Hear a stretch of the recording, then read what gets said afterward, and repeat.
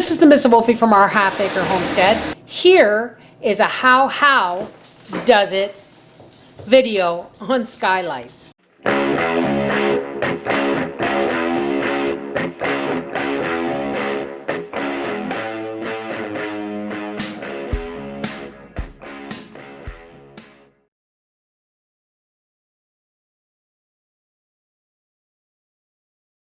There's our Skylights. Alrighty, well, Beverly seems to think me having a camera up here on the roof is a good idea. I'm not too sure about that. Anyway, I chalk lined out where I want my skylights. I drilled a screw up through the bottom where I want them to be.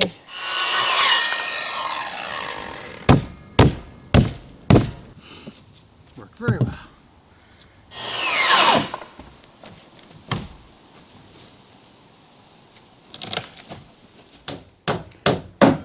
Hey, there's holes in the roof. You gonna tell me why? Skylights.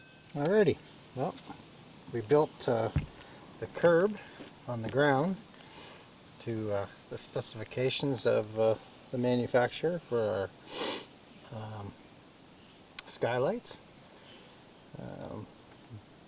The outside edges are 49.5 by 25.5.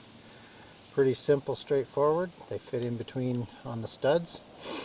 Underneath I'm going to have to reinforce up under here and under there because I had to remove the center brace.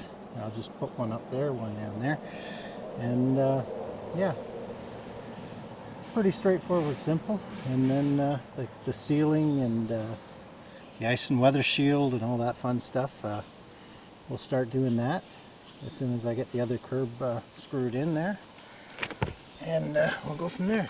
Alrighty then, we framed in the supports for the sunroof, skylight, sunroof, whatever the heck you want to call it. Anyway, alrighty, now we're gonna put some ice and weather shield around it, and we'll go from there.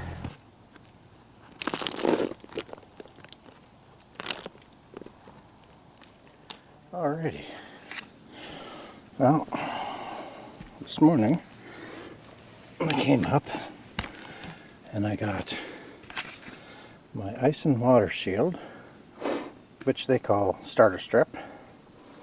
Comes with a nice blobs of glue there to tar to hard it and to tie it all down. So I went around and installed that.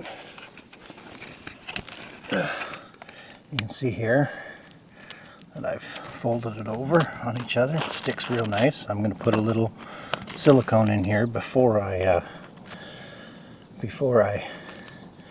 put the flashing down. I'll put a little extra sealer on here. Nothing should ever get in. It's up under my row of shingles there. I got everything cut back last night, so I should be able to start tying it in once I bring the broom up. Alright, when I get my flashing and everything started here, I'll do some more video. The light's in the way. How you doing there, Papa? Doing good. This is going to bring a lot of light in here, eh? Yeah, I think so. This is one of the darker corners of the house that we didn't realize how dark it was until we got skylights in the new living room, eh, dear? Yeah. So we have chosen this particular spot. Why? The placement of this skylight is it's over our dining room, but we didn't completely center it for one reason. Why, Papa? Show us. Because it has to be between the beams. I'm not getting into cutting support beams and stuff for the sake of a few inches. Right. It's already bringing in a lot of light, and you haven't even opened the hole completely. Beautiful. Can't wait. Alright, I got my first run of shingles coming up. Tying it back in. And what I'm going to do is, like I said, I'm going to put a nice little bead of caulking just on this seam, and then my flashing will go right over top. I don't think anything ever is going to get in there. I'll show you what I'm going to do here. Little 35-year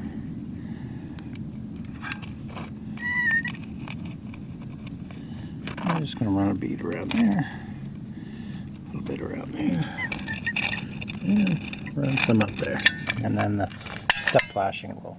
You see that little blob of silicone there? You know you did good. I'll silicone this again, but obviously it's nice and sealed in there.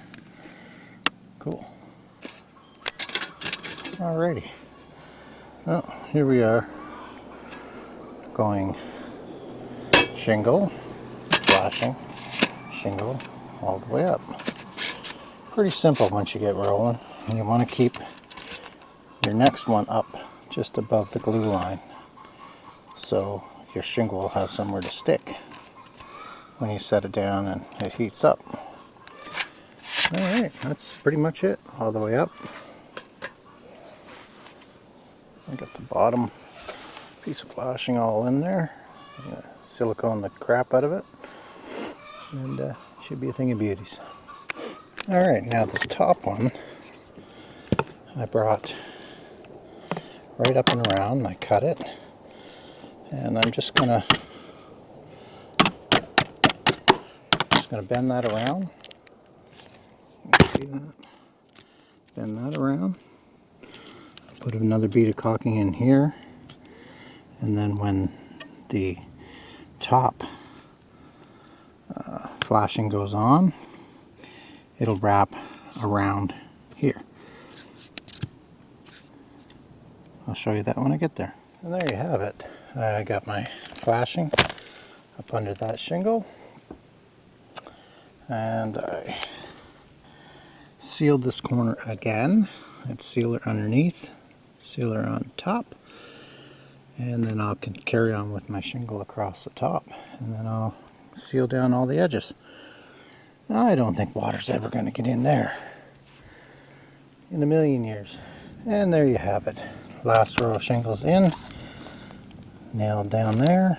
I'm going to run another bead of silicone just underneath this one. I probably don't need to, but I'm going to anyway. Fasten that down, then I'll go finish nailing these ones, and I'll go the one above and put in the new nails into that run, and that's it. Done.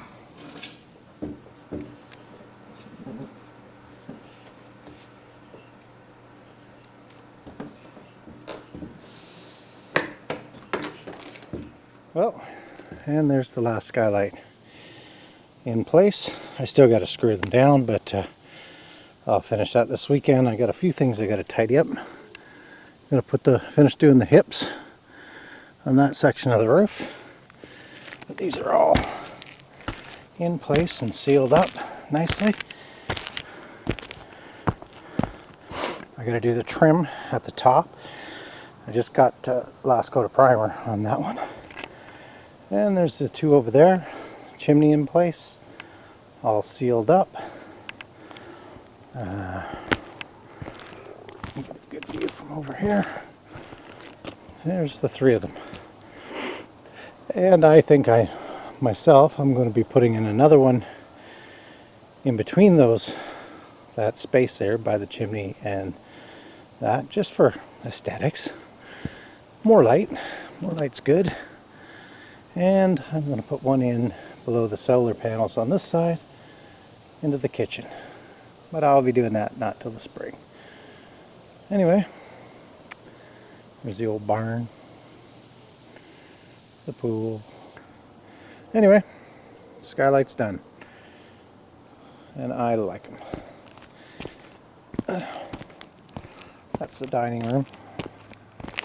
Lets a lot of light in. And what I'll be doing is I got some nice pre-primed 3-inch molding, and I'll be running them nice and neatly at the top just to clean up that edge there, the end of the drywall. And when you look up, that's all you'll see. You'll see no 2x4s and stuff, so they're really nice. I left some nice big flashing on the bottom, nailed and sealed, so no waters or wind's going to get up under them.